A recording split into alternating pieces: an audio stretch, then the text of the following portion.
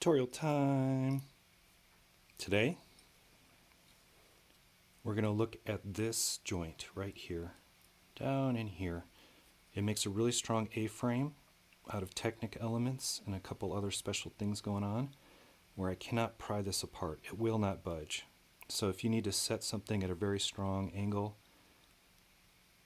that's what I'm going to show you. And I've pinned this in freewheeling, but I'm going to show you how to lock this all in. And this could be a Technic long lift arm or beam in there, so you get this beautiful long connection.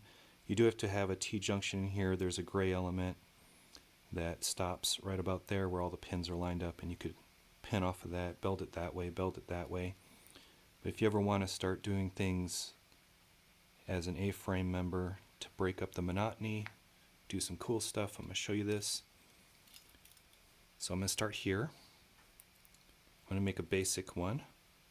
And here, once again, this could be a Technic lift arm. In fact, let's do a Technic lift arm on one side. That would be fun, just to show you some variety. So I'm going to take that apart. I'm going to lose this piece. It's a cool piece, but I'm going to lose it. Let me reach over. And I was going to use a small one. Let's use a little bit longer one just for the heck of it. So what do we have here? We have this thing floating around now. And this will be here, here, here. And what I'm going to do is connect this guy. So let's start by sliding in. These are the half-width Technic lift arm type connectors. I'm using the axle ends. That'll make it secure and unmoving. So that, man, that's not right. Or is it? It's not right. Slide it in there.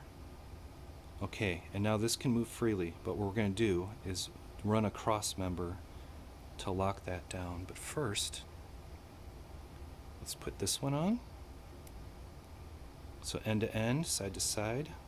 We've now got these two pieces floating freely. I'm going to use the 4 that has axles in it. So 3 and 4.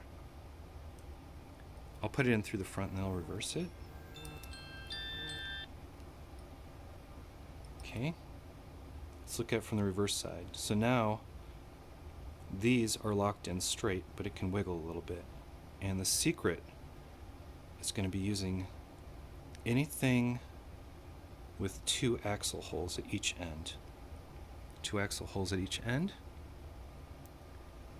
And I'll pop one of these out.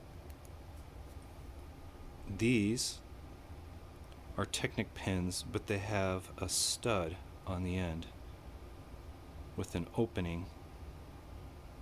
So they're open stud connectors, and if you slip them in, you can always connect a stud in there. You could use the pin openings and they'll click. These work just like tubes for brick connections. You see all that's a nice trick.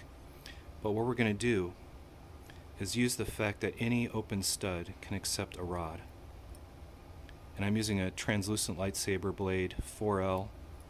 It's translucent rod. Now because this is not ABS, this is a different type of plastic that's more brittle, but also grips a heck of a lot more. So I'm going to do the good old translucent plastic technique. By using translucent plastic, this sucker's going to grip to the point where it's nearly impossible to take off once you do it. Alright? And the trick here is to come in and squeeze that sucker tight so it clutches. So now it's clutched in to that 4 element. If I show you this, boom, clutched.